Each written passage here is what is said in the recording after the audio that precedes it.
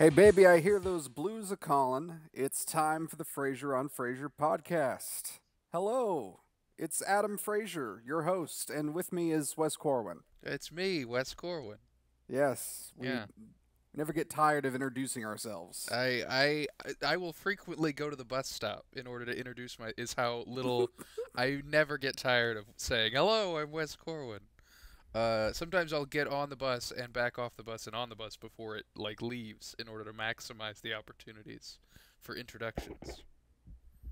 I'll constantly be introducing myself to my own family members, Mhm. Mhm.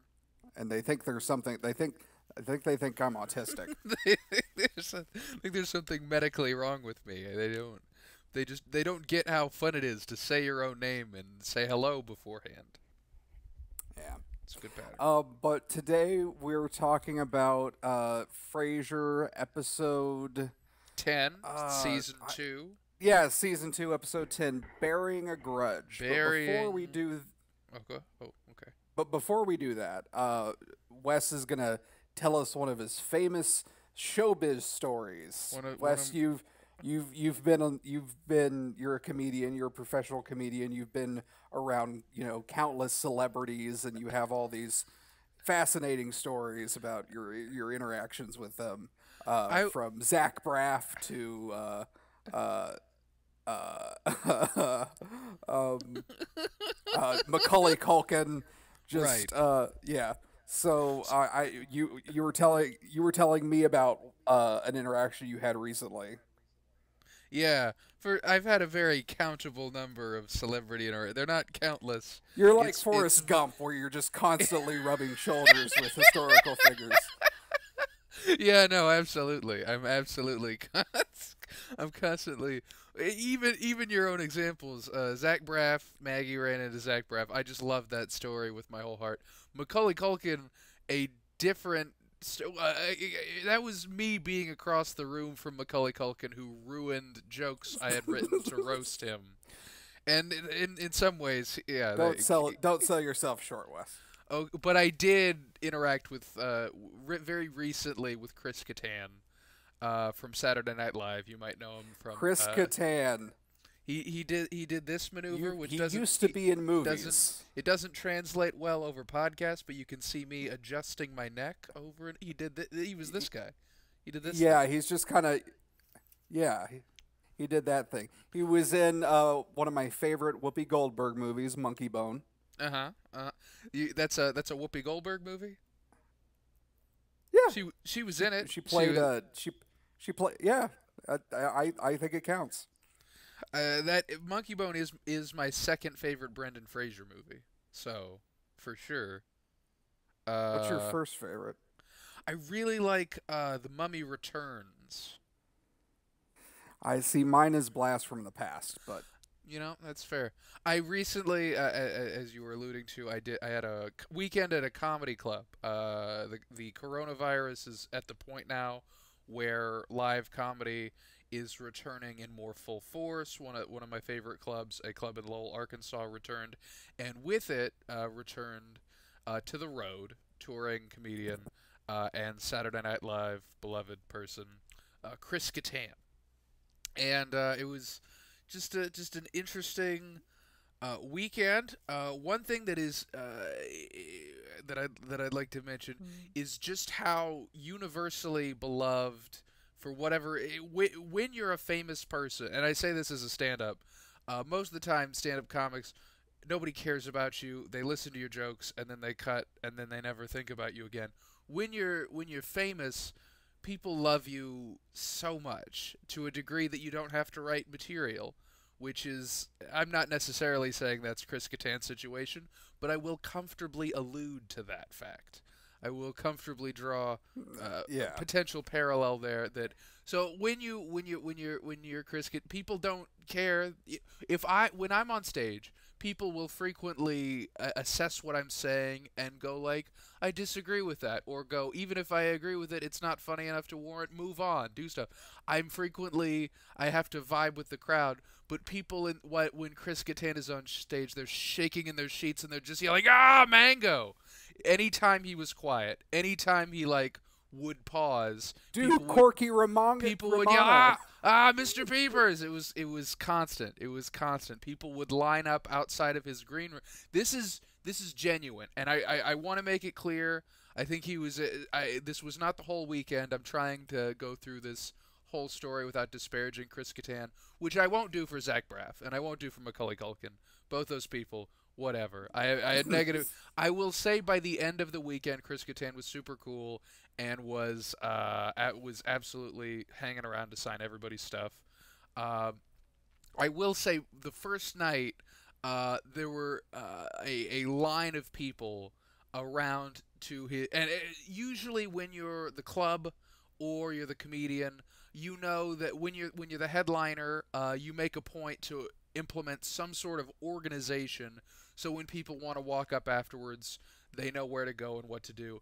Mr. Kattan did not set up anything, and his two openers, the people that he brings on the road with him, were just playing with their phones, not trying to provide any structure to what was going on. So he goes into his green room, he leaves the door slightly ajar, and all of these residents of Lowell, Arkansas, some of whom he mentioned, like, would call out that they traveled to be here. Like, they were like, we drove here from Oklahoma City, and some people were like, I came to visit family. I live in Los Angeles, and I came here for this. And they lined up around the corner, and they just kept, like, getting a little bit closer to the green room door, so maybe he would see them out of the corner of their eye and notice that they were holding a copy of Corky Romano. One of them literally wanted their DVD copy of Corky Romano signed. Another of them brought, like, a cowbell. There was a T-shirt with Will Ferrell on it, and it said "More Cowbell," and they wanted Chris Kattan to sign it because he was one of the top 3 players in that sketch, right? You think Christopher Walken, you think Will Ferrell, but right after them, who do you think of? I think of Chris Kattan. You think of Chris Kattan? All right, he was in that scene. I think of Fallon first, but that we've learned something about you, Adam. Is what, you go Kattan first. Okay, that's interesting. But so he comes out of the green room, and you can tell by his body language that he was leaving the green room with the intent to, like, cut in any direction. He runs into 2 people with their copy of Corky Romano, signs Corky Romano. He's got a line of another 15 people behind them, doesn't give a shit, cuts left, and there's just this moment where you've got 15, a line of not 15 human beings. I need to be clear about this. 15, like, groups. Some of them single people that were like, I drove here for Chris Kattan, he better sign my thing. But some of them were, like, cute couples that, like, one of them, and this is the one thing, the very last night of I'll communicate this, there was a couple that came, and they were like, hey, everybody else brought, like, Chris Kattan memorabilia. The rest of them brought, like, the book he wrote, which he wrote a book that he talks about on stage, or a copy of his movie, or something else. They brought a picture of their brother, his brother, the man's brother. They make fun of this guy for looking like Chris Kattan. They call him Mango all the time, and they were like, "Oh, we'll get Chris Kattan to sign this picture to Mango from Mango," and they were standing in the room.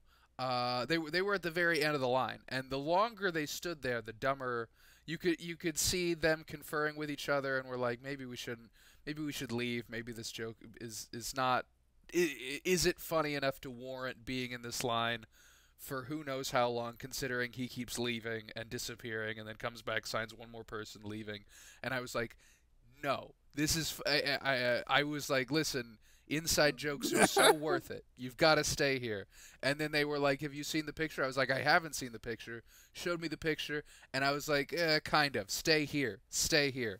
And I went to go get Chris Kattan, hunted around for him. I eventually, me and the other opener, found him, cornered him, and didn't force him. Let me be clear. We were just like, hey, there's one more couple back here. It took a long, long time, but we got it signed. It meant a lot to. If you're ever at a comedy show that I'm at, bring whatever stupid thing you want.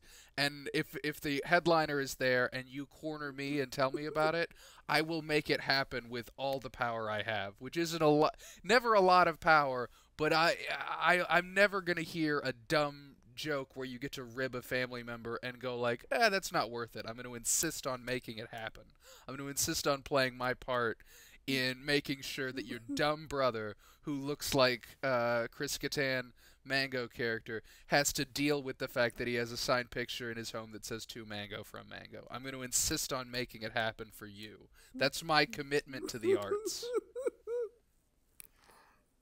Well, and I bet they really enjoyed that, Wes. So you made someone's night. I hope so, but I don't know. They didn't.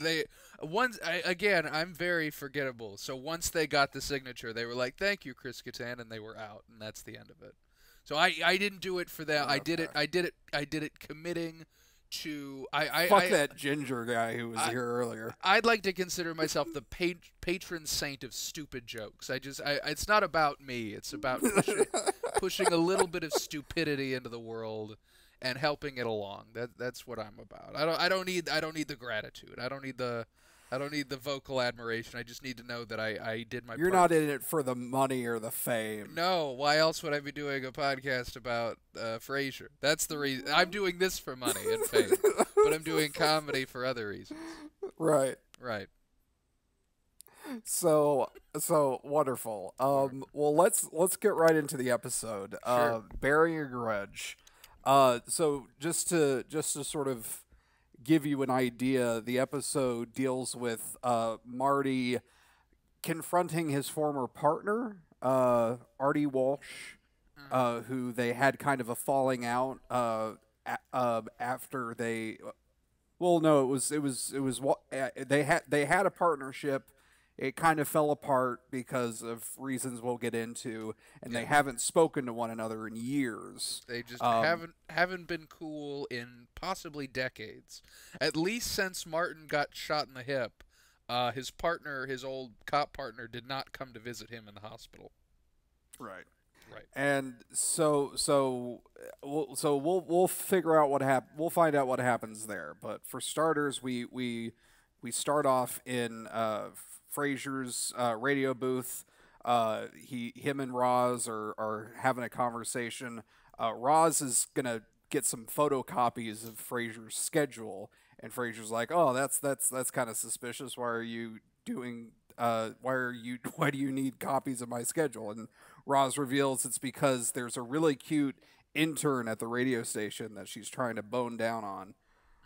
And Frazier's like, Roz, he's 19. you and she's like, that's legal. Real weird thing. Again, it's one of those things. It's easy to forget that Frasier was. Yeah, this show was put out in '94, around the same year Tupac died, which is funny enough. Are you saying the two are related? No, I'm just drawing parallels. I'm putting it in people's heads what time this show is. But conceivably, do I feel like Kelsey Grammer killed Tupac? Let's look at the evidence. I think that's feasible. Let's think about it. But we're talking about it, so. Moreover, yes, we are, and that's I think that's a confession on Kelsey Grammer's behalf, is us talking about it. I think we need to look into it. Moreover, what I'm trying to draw, this show was written 27 years ago. Just before the Nintendo 64 came out, and I'm drawing a parallel between multiple things: Kelsey Grammer, Tupac's death, and the Nintendo 64. What I'm trying to say, it's funny how Frasier is not the oldest show where you run into this problematic. By which I mean it's not the newest show. As in Friends, which had come out 10 years later, has a lot of weird problematic things. But to be fair, yeah, the show comes right up to making a good point because Frasier picks on Roz and kind of is like, Roz, that's super messed up. You're in your late 20s or early 30s, in that range, and you're hitting on this dude who's 19. And she points out, hey, why is it okay for like an older man to date a younger woman, but it's not okay for a older woman to date a younger man? And then he goes, that's how it is. And then that's it. No analysis. It's just, that's the way society is. I don't make the rules, Roz. I just enjoy them. I just enjoy them as he Yeah, slides on his. yeah, that's a weird thing for Frasier to say. Especially considering that one episode, like we've seen for it, it'd be one thing if this was all theoretical, but there's that episode in the past where Frasier was hitting on that girl that worked in the store that was young. I remember, yeah. So this is Yeah. something we've seen implemented. Is Frasier we know hits on younger women and also always like is like, ooh, I'll judge this beauty pageant, but is picking on Roz for being like a little flirtatious with the 19-year-old intern. It's skeevy both ways, but it is also skeevy just within the frame of the Frasier character to be this much of a hypocrite.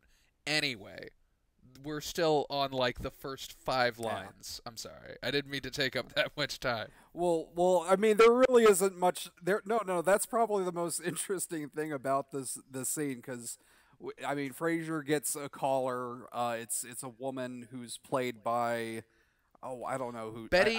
I know she's somehow famous. Yeah, I don't. This is Betty Comden, who you might. She was a part of a musical comedy duo, Comden and Green. Her husband is Adolph Green. They together wrote "Singin' in the Rain." Like this is a. Oh, okay. I will say this is probably the most bizarre. Like, oh, this is a weird call. I wonder who these people are. Oh wow, they're a famous musical comedy duo that also wrote "Singin' in the Rain." They wrote a lot of the. I believe they wrote a number of films that were from that like golden age musical film thing. The most famous one being "Singin' in the Rain." But yeah, no, they are a famous comedy duo, kind of like. So they're married in real life. Yes, like Jerry Stiller, and they're married and the characters are married. Yes. They are, and their whole. I'm just saying things. I got distracted. I apologize. I was looking up my other favorite duo, male female comedy duo, which is Jerry Stiller and Ann Stiller before she was married. They were wacky and superior, I believe, to the Singin' in the Rain couple. But that again. Now we're not talking about Frasier stuff. Now we're talking about other. So anyway, it's a very basic joke. It's that she's driving. She calls in on a car phone. Her husband doesn't want to ask for directions. Isn't that gender roles? Badum-tish. And as Frasier's like, yeah, men don't want to give up their power. And the wife is like, I know that. Could you just tell us how to get to the antique store? And then Frasier's like, it's oh, the 90s. We don't have Google Maps yet. MapQuest won't come out for another 10 years. You've got to help us, Frey. We called into an AM radio station. What were we going to do if you put us on hold? We're getting hungry. We want to go. There's a Subway inside of the antique store, and we need a submarine We're hungry sandwich. for antiques. We're hungry for these antiques. We're going to, yeah. So Frasier is like, oh, well, I've lived in Seattle for a number of years. Let me think with my. And then Roz is like, oh, I've got a map here. And then Frasier's like, no, I can get there without a map. Badum-tish. See, even though we make fun of the older, Right. Frasier knows, but he still plays into that. And that's the opening scene. We don't. Yeah, go ahead. We don't know why Roz has a map in the booth. Though I think we can assume it's because. You know how like burglars will like mark out on maps like the houses they're gonna hit. I think Roz has probably marked down all the places, all the cradles she's gonna rob. All of the eligible men that she will eventually bed. Some of whom she's sorted chronologically, which means currently they're underage, but by the time she gets to the house, they will be. Yeah. No, absolutely. Okay. Moving on. We have Frasier's apartment. Martin is angry because Eddie is carrying around a doll. At first, he's like, "Oh, why do animals bring these things into the house?" And Frazier's like, "Did he drag in like a rat or a carcass?" And Martin's like, "No, he found a Barbie doll and he drags it around everywhere." I believe, correct me if I'm wrong, Adam. I believe this is the first time. Usually, Eddie is like an extension of Martin's will and is pulling stuff over on Frazier for fun, and Martin's delighted by it. It feels like this is the first time Martin and Eddie have been at odds on a goal, because Martin's like, "I want my dog to be tough. He can't carry around a doll," but Eddie's just carrying this Barbie doll around everywhere. Right, and I think it's part of Eddie's character that he's kind of weird. I mean, let's face it, he's kind of a weird dog. He's an odd dog. So yeah, He's an odd. I think it's perfectly on brand for Eddie to be to be carrying around a Barbie doll. There. Before we move on, there is one thing I really. Eddie is carrying around the Barbie doll, and Martin yells at Frasier. He never did this kind of stuff before you had him fixed, and I like when we do call. So we would. This is '94, as I said. Eventually, Family Guy comes out, and we start like.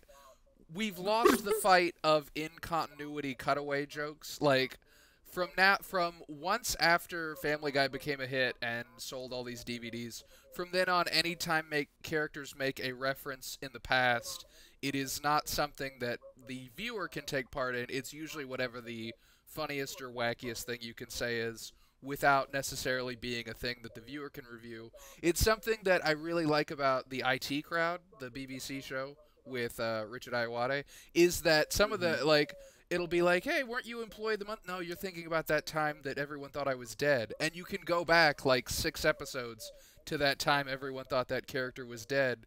And it grounds things a little bit, because you feel like with the wacky goings on of a TV show, sometimes they'd think back and go like, "Oh yeah, remember that time this happened." It's fun to do a referential joke to a thing that, if you're, especially in this new 25 years later binging age, it's funny to go, "Hey, remember that time we got Eddie fixed?" And I can go, "Yeah, I do," and then I can flash back 12 episodes and watch that episode myself if I wanted to. It's something that it's a fight we Yeah, lost many years ago with Seth MacFarlane, but it's something I enjoy when we play to the literal continuity of the show to use humorous continuity. yeah, and I think that's something that Frasier does well, and I think there are other examples of it that we'll see as we explore the show. But uh, Niles is also there at the apartment, Yes. and he's there because oh well, I we skipped over this, but Maris is in the hospital. Maris is She's in the not serious. hospital. Voluntary facelift stuff. Frasier asks Roz to get like a thing of. Oh no, Roz says remember to get your sister-in-law flowers, and Frasier's like, "Oh yeah, her facelift." And then we cut back here. Niles is pops in, and Frasier's like, "I thought you'd be at the hospital with Yeah, Maris." And she's like, "Oh no, I'm on my way, Maris." She's so worried. She hasn't had much hospital experience except for tonsils and adenoids and being force fed. And she's apparently going in for issues with her which I chin. thought was funny. No, it's funny. It is funny. Her chin and her lips and her cheeks and her eyelids. She's getting everything tucked. Everything's gonna get real tucked, real tight. And Everything below the eyebrows. apparently Maris is Eh, over 40. She is turning or over 40, which I'm not sure. I guess that makes.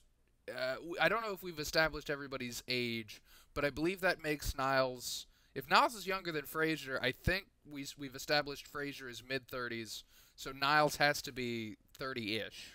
So he's younger than Maris, right. and So Maris is younger or no older older than Niles. by some amount, possibly a decade or so. So subsequently, Yeah. she's getting everything tucked. She feels very unattractive, and she's going in for all this plastic surgery. Meanwhile, her younger husband is still leering over this British woman that is the nanny, the physical trainer. I don't mean to misjob Daphne. The physical trainer for his dad. Still leering, which probably makes Maris feel even worse. Is if I mean, Although go ahead. Daphne does admit, though, that she herself has had cosmetic surgery because she has also felt the pressure of being beautiful and being a beautiful woman in modern society. So she talks about having a mole removed, She and when go ahead. yeah, and when Niles asks her where it was where she had the mole removed, she says just south of Manchester. And Niles is, well, no, I meant Where where on your body was the mole? Did you have it removed? She's like, oh, that's what I I call my vagina. my vagina. I call it Manchester. Like the city, because Manchester. My vagina. I thought it makes sense. You didn't get that? You didn't get me You didn't get calling my memo. about You didn't get my memo I about call what my Manchester. I call my vagina Manchester. You didn't connect the dots there, Niles. You know, very fun, very Yeah. good. And Manchester. Martin also points out that but Martin also points out that for all the money that Niles is spending on Maris's surgery, he could just buy a new wife in the Philippines. Yeah, well, yeah. Martin asks how much the surgery is going to be, and he says 25,000. He says, "Oh, for just 5,000 more, you can buy a woman." And that's that Yeah, joke. this is all. Yeah, this is turning into a very rough episode. We're about to talk. 4 minutes deep, and this is the humor baseline that's being set. Right. I think it gets better though. This whole okay, yeah, we'll get there when we get there. But so we go to the hospital, and this doctor is assuring Niles that everything's going to be okay. He directs Mrs. Patterson out, and apparently the guy's a very good plastic surgeon. And I didn't get a good look at Mrs. Patterson, but apparently Niles is very impressed with Mrs. Patterson, and says whoever Mr. Patterson is. There's a woman that there's a woman that yeah, Is there's getting a woman that they're carting in at the beginning of the scene, and I think it was maybe meant to misdirect the audience into thinking that's Maris. mm, Perhaps, maybe, I don't know, but anyway, yeah, yeah, there's this woman. There's this woman in a wheelchair that gets carted out along with a doctor, and and that's Niles is Mrs. like, Patterson. "This is Miss. Wow, Miss Patterson. What did you see that woman? Whoever Mr. Patterson is, he's a very lucky man." And Frazier says, "Maybe that was Mr. Patterson," which is an odd, potentially transphobic. We're not out of the woods yet on the weird jokes. Yeah, we're not. I think that might be the last one. There's a odd Maybe. comment about people from Yemen, but I think that's supposed to be old people. Right. And I think the sense of humor there is old people say weird things, but also within the same context, we've also seen the younger characters say some weird things. Anyway, I'm sorry. Anyway, Frazier runs it past a room with Artie Walsh, and the next few lines are just setting up like context for the rest of the episode, where Artie Walsh is Martin's old partner. He had some tests; they weren't very good. Man, we both remember being invited over to Artie's for a cookout. They were roasting hot dogs, and Frazier points out to Niles, "Yeah, they were making hot dogs. I remember. I'm sure he remembers you asking for a salad."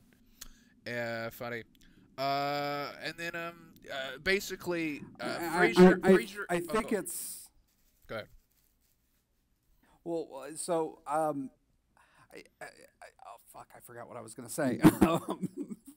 Well, let's talk about this for a second. So, what is wrong with Artie Walsh? He has some. He has that sickness, that disease where you have to scoop out all of your intestines.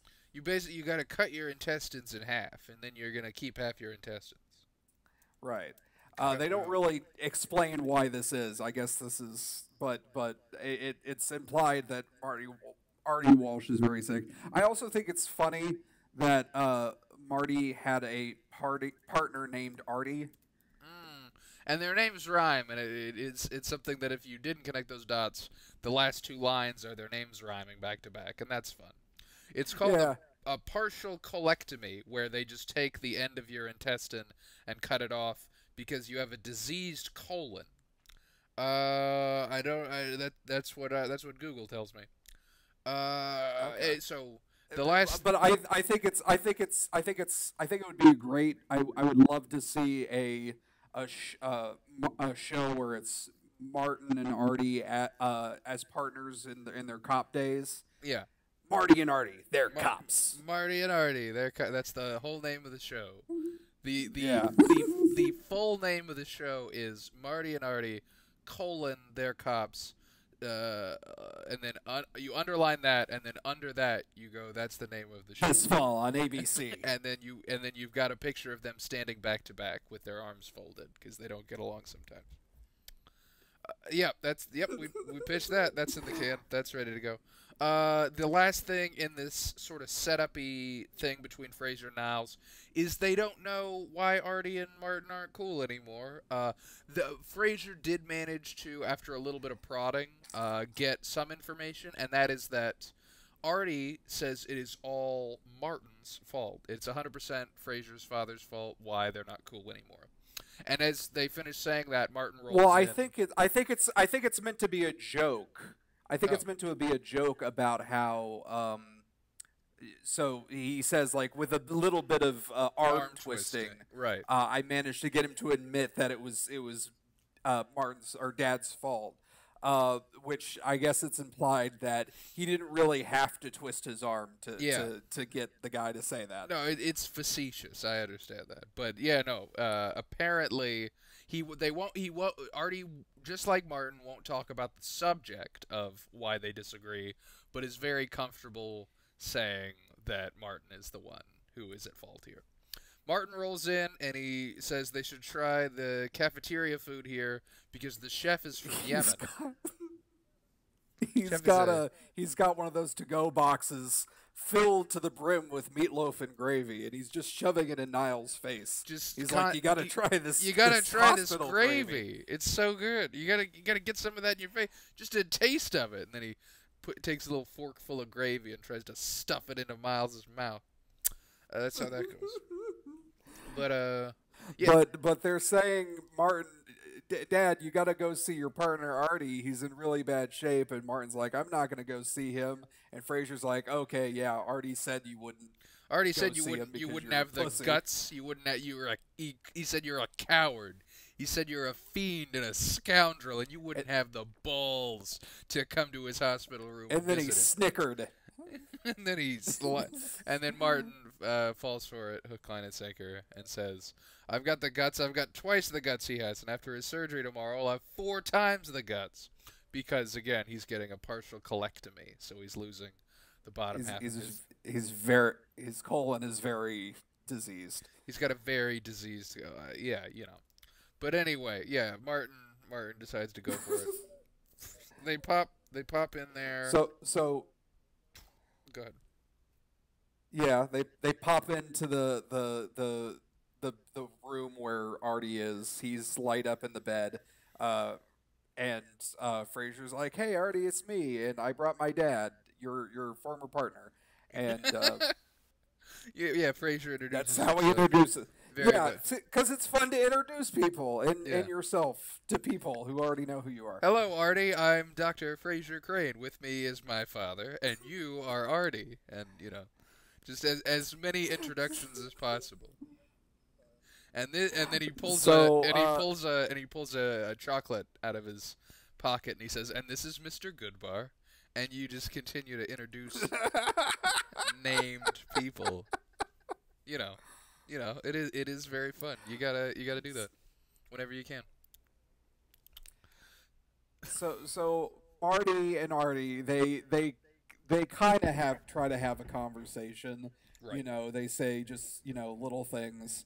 Thanks for coming to see me. Oh, well, I'm sorry you're laid up. And eventually, Martin is like, oh, well, I guess someone had to be the big man. And then Artie laughs politely and then realizes, wait, what? And then Martin and The Artie's fuck you just say? the fuck you say to me? You're gonna say that to me while I'm in a hospital bed? You're gonna say, I'm gonna fucking fight you. And then Martin and Artie get on each other about they bring up a lot of stuff like that.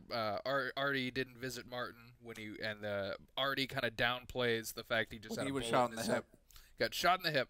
And Martin says that it really hurt, and Artie said not enough. And Martin says, well, you should have been shot. Too bad you never took a bullet. And Artie says, too bad you didn't get shot in the ass. It could have caused brain damage because you've got a brain in your ass. You've got an ass brain.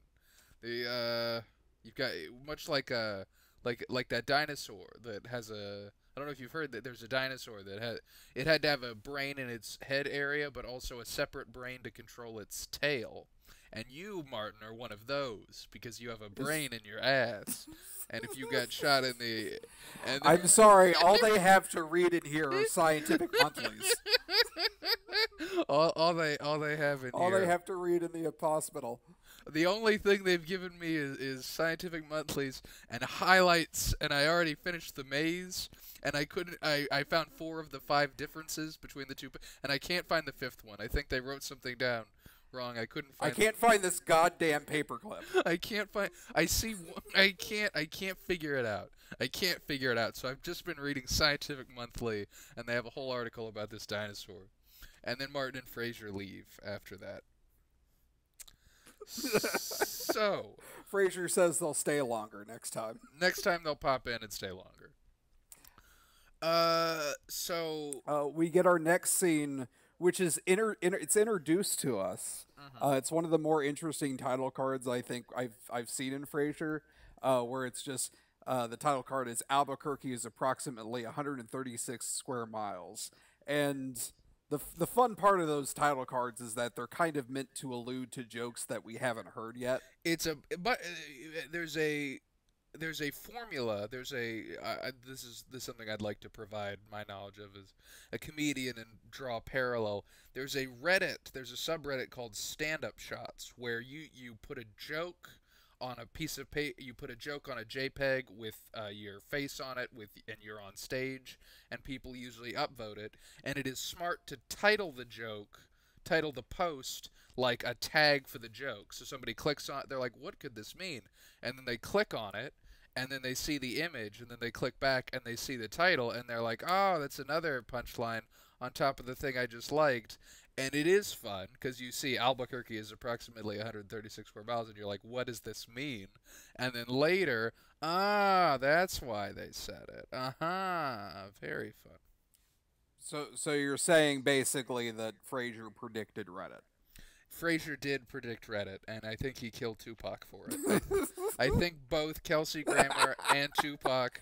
then invented the N64. They invented the N64 and was like, no one else can find... Kelsey Grammer said no one else can find out about this and shot Tupac. Yeah. Biggie Smalls saw all this happen, and that's why he had to die.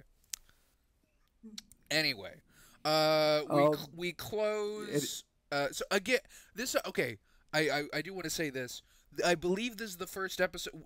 We have, on many episodes of the podcast up to this point, brought up the fact that we haven't had an episode with a B story. We've just kind of had episodes where other stuff is happening around the A story. I do feel like this is the first episode that has a successful B story, and I wanted to point that out. The B story is not Martin and the doll. The B story this time is Niles keeping track and trying to mitigate how angry all the nurses are working with Maris, because we set it up at the beginning and then we pay it off very near the end. This is just sort of an A to B. There is a story where Martin and Eddie, we pay off the thing where it turns out Martin was uncomfortable with Eddie having the doll and felt like all the other dogs were making fun of him in the park and the poodles were laughing, and so he hid the doll from Eddie and was like, don't look at me, I didn't touch it. And then, but Eddie already knows the game, so he just gives the doll back, and Eddie is happy with the doll, and that's that. That's the end of it. And Martin says, I gotta get that dog a G.I. Joe. And that's it. It's also one of the moments, which I don't think we've seen in a while, where we actually see Daphne doing physical therapy with Martin. Right. It has been a bit, but we have seen her occasionally roll at the yoga mat. And yeah, she's doing that thing where she's like making him do bicycle kicks with his legs. Am I remembering that right? Or he's doing something. Oh, they're doing something with his leg. He's moving. She's moving the leg back and forth. That's right. Moving like much She's like this is what you pay me for. like a baby with cerebral palsy, just trying to force the movement to develop the muscle growth. Yeah, yeah, yeah. That's right. You're correct. Um, Um, Niles is on the phone with Maris, and she's worried about gaining weight from an IV drip, which is very Maris. She asks if there's a NutraSweet drip, which presumably would have less calories or be like instead of sugar, it's like the fake sugar, the sweetener, the diet sweetener is that your low cost sugar alternative with 0 calories. So she won't gain calories. I've explained this joke to the point that I ruined it, but I do want to say if you watch it if you watch it without me sitting next to you and go, oh, because remember NutraSweet? It's in the store. So NutraSweet. It's a funny joke when you don't have me sitting here trying to talk about NutraSweet. And we also find out that apparently Niles's nickname for Maris is Puppy Toes. Puppy Toes, which I tried to Google what that could mean, and it doesn't. It's just that's just what you call them. There's nothing else there. I I almost thought he said Puppet Toast, which is a public access television show in Austin. Ah. So I don't know why Niles would reference that, but anyway, so they not Frazier and Niles and they're discussing that things didn't go well with Dad's or Martin's reunion with Artie, and they start getting a little nosy. They start kind of prodding Martin for information. I think Daphne is the one who kind of gets it going. She's like, "Well, what happened between you two?" And Martin tells us that Artie spread a rumor about him throughout the police department. And they were like, about what? And he's like, no, I don't want to talk about none of your business. And they push it. He's like, I don't want to talk about it. And they kind of prod him by being like, oh, I bet the rumor was that he was on the take. He was partaking in the drug trade or sex trafficking or drugs or sex. And all this guessing kind of gets on Martin's nerves. Right. He's a dirty cop that did drugs and had sex. He had sex with drugs. He had sex with drugs and money, and he took them. He was on the take, so he took the drugs, and then he'd have sex with the drugs. Is what he did. And Martin's like, no, it was worse than any of that. Artie told people I cried when we watched Brian's Song. Now, if you haven't seen Brian's Song, it's a sad movie about Brian Piccolo, who was a football player for the Bears. One of the worst teams in football. He died of cancer at the age of 26. Adam, I don't know why. I don't know why you're laughing at him. He died. I was laughing about. I think there's a delay in our recording. I was laughing at you calling the Cubs one of the worst football football teams. I wasn't laughing at the cancer. No, I didn't mean to. Yeah, no, yeah. The Bears, famously awful. Football, the 60s Bears. If you Wikipedia the time that the Chicago Bears were a team and cross-reference, if you go on the Bears Wikipedia page, it calls that entire window of time the struggles. So no, they weren't doing well, and also this man died. And it was made into a movie it's a very sad movie starring James Caan and Billy Williams. Billy D. Williams came out in 1971. Apparently, Reader's Digest named it the 7th most man-crying movie, as in it's the 7th most movie that makes men cry. So Martin cries at it, and Artie proceeds to tell the entire department about it. And Martin insists Brian's Song. Go ahead. Brian's Song, by the way, not to be confused with the porn parody version, Brian's Dong. Which is was in poor taste. Just a terrible, terrible decision. Yeah, very. They still kept the cancer plot line. They did. I mean, they tried to stay true to it. One interesting adaptation is that the Chicago Bears are no longer a football team. They're just a group of gay men. They're just the Bears, and they get together and they have sex with each other. And they're still awful at it. They kept the part that they weren't successful, but they did change the nature of. It's competitive gay sex. It's competitive gay sex, They're the worst and they're team. the losingest orgy in the league. They just can't. They can't figure out how to put the pieces together to win. Anyway, so Artie tells everybody, and they make fun of him. They leave Kleenex at his desk. They call him Boohoo Crane. And then why? I understand you being mad with him, Daphne says, but why is he mad at you? I called his wife has a big ass, so I just brought it up. I just said your wife has a huge ass. Apparently they were both at the station. Big old hinder. You got a big old butt. You got a big ass. And one time Artie was like, "Hi," and Martin was like, "Hi," and Artie was like, "How's the wife?" And Martin was like, "Your wife has a big ass. She's got an ass the size of Albuquerque."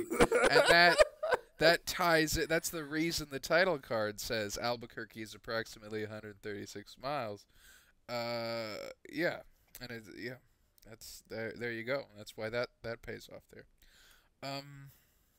And apparently it's just tough. So not only did they get on each other's nerves, but Artie always has to get the last word in, and that kind of cheeses Martin off. Sometimes Martin would like to say the last thing, but Artie always has one more comment, and subsequently it is difficult to ever let sleeping dogs lie. The argument never ends because it just keeps going in perpetuity. And there's a fun, non-punchline-y bit where Martin continues to elaborate all of the ways that Artie wouldn't let things go, as Frazier and Niles kind of look at each other like, wow, he just keeps talking about the fact that Artie won't drop things. Isn't it funny how alike these two are? But that also drives a wedge between them, is they just always have to be talking about what the problem is. So Daphne, she says, well, I know how the crane mine works because I've been working with you guys for however many years now, and I'm gonna try and get Martin to make up with his partner. So she pulls a little reverse psychology of her own. She starts talking about she kind of starts kind of feeding lines to Marty, I guess you would say. About how it sounds like, he sounds like he was a terrible partner. He's like, well, we had some good times together. It was pretty good. We fished together once, and it's like, oh, that's awfully made you fish. And Martin's like, I kind of liked it. And Daphne chips him back because Martin so inherently takes the opposite end of whoever he's talking to. He'll take he's a devil's advocate that way. So subsequently, Daphne, knowing how Martin thinks, kind of backs him up into talking about how he misses his partner. And then, just as it seems like Daphne perfectly navigated the situation, Martin's like, maybe you're right. Maybe I should march down to the hospital and buy a big stuffed animal and make out with him. And then and then he sticks his tongue out at Daphne, and Daphne's like, I hope you die alone, and then leaves. Something like that. Something of that ilk. So, so Frazier steps in. Coincidentally, at that exact time, the phone rings, and Frazier picks up. Martin is leaving to go walk Eddie, and he kind of overhears the half of the conversation that Frazier's having, and he's saying things like, "Oh, well, I'm sorry to hear that. I guess it really isn't a shock considering." I'm sure they did everything you could. And then he hangs up, and then Martin's like, well, what was that about? And Frazier's like, don't worry about it, Dad. We'll talk about it later. And Martin's like, well, I want to talk about it. And Frazier's like, why do you think it was about Artie? And Martin's like, well, no, but if I did, well, what's it about? And Frazier's like, that proves it. You miss Artie, and you want the fight to be over. And Martin's like, well, fine. Maybe I do. And so that Frazier, proves it. You want to kiss Artie. You want to make out with Artie. You want to get a big teddy bear, and you wanna Brian's dong him just like in the movie, And so Martin is like, fine, I'll drive to the hospital. And Frasier's like, you can't. That was your mechanic. Your transmission's out. Ba-dum-tee. I will say, obviously, the call. Also, the mechanic told me that Artie is dead. What a twist that would have been. I was about to say it's pretty obvious that the call wasn't about Artie. That would be so after school, very special episode kind of a thing. About just instead of being about drugs or alcohol, it's just about the danger of grudges. But no, yeah, the twist. I think this episode might actually be improved with Artie dying and Martin not getting the closure that he needs, and he just kind of having to live with the regret of I could have made up with my friend while he was alive, but I didn't. What a dumb thing to do. What a dumb. Now I have to, and then Artie leaves him his boat and his will. What? That'd be wild. But no, it's so great. No, it's a little. We get this. And then Martin breaks down and starts crying, and then Daphne and Frazier start making fun of him for crying. Oh man. Oh, and then he rents Brian's song. Oh man. The opportunities. Why weren't we on the Frasier writing staff? I was 2 years old at the time. They could have gotten a hold of me. I would have written something. So anyway, so Martin and Artie, Martin and Frasier go back to the hospital. They talk. Martin apologizes. Artie is watching something in the hotel room when they come over, and we don't see what he's watching. So Adam, we'll assume that it's Godzilla versus Kong. It is. I'm trying to get out here. It is it's a hospital. It's not a hotel room. I don't think they put up patients in a. They're not like, oh man, your intestines are so messed up. We don't want you possibly shitting yourself in a hospital bed. We'll get you a hotel. I don't think that's. But yeah, no, he is for sure watching Godzilla vs. Kong, and I think he's a Kong man. I don't think. I believe. Yeah. I think that he'd look at Godzilla with It would have been better if the reason why Martin and Artie stopped being friends was because they got in an argument of who would win in a fight, Godzilla or King Kong. Because Martin's a Godzilla guy and Artie's a Kong guy, and then they didn't speak for 20 years, is how that goes. Yeah. So they get to the hospital, and Martin and Artie they do kind of make a more of an effort to reconnect. Saying like stuff like, "Oh well, I'm sorry about the things that I said. I guess I was still steamed that you never came by to see me when I was in the hospital." And Artie is like, I didn't come because I didn't think you'd want me to come. And Martin's like, of course I wanted you to come. It would have meant a lot to see you there. And Artie was like, yeah, that's what my wife said. And then he points to a photo of his wife by his bedside, and Martin says, ah, yes, Loretta, and shows it to Frasier, and Frasier's eyes bug out. Oh, my goodness, an ass the size of Albuquerque. Oh, my God, look at this ass. It's incredible. It's infeasible. It looks like, I don't know if you remember the DreamWorks, the Sony animation film Robots. With the mom robot with the very large ass. Loretta she was based on the Loretta design, is how much ass there is in this photo. But anyway, so they call each other stubborn, and then Martin starts to get angry, and then he laughs. And then Martin says to Frasier, hey, we got some stuff to talk about. Could you leave? And then Frasier says, oh, anything I say right now would be irrelevant, and he keeps jabbering, and Martin closes the door. Isn't that funny? As Frasier's talking about how his work is done, Martin shuts him out. How funny. Martin and Artie talk for a bit. There aren't really jokes. In fact, the only humor to be derived from the rest of the scene until Martin and Artie part ways is Martin doing callbacks. As we mentioned, Daphne and Martin were talking, and Martin brings up this fishing story. They went fishing. Martin caught a shoe. He caught like a slipper, and Artie took it from him and as a goof put it on like the barbecue grill, because that's you cook everything you catch, even if it's a shoe. How humorous! And instead of like new jokes, Martin just is telling Artie about the jokes we've heard. Isn't that fun? We go back into Well, the and hallway. there's also the scene in the go on. hallway. Right. Niles and Yeah. Frazier talking. Well, Niles you has were saying there was no other jokes, but yeah. I said sorry. I meant there were no other jokes in the scene between Martin and Artie until they leave. But no, we do have this thing in the hallway with Niles. Niles has a whole bunch of stuff. He's got like a whole bunch of gifts, chocolates, a number of wrapped presents. And Frazier's like, "Oh wow, did you get all that stuff for Maris?" And Niles is like, "No. Apparently, there's a whole hospital strike around Maris. She's making longtime medical professionals quit. One woman set herself on fire. Is how bad she didn't.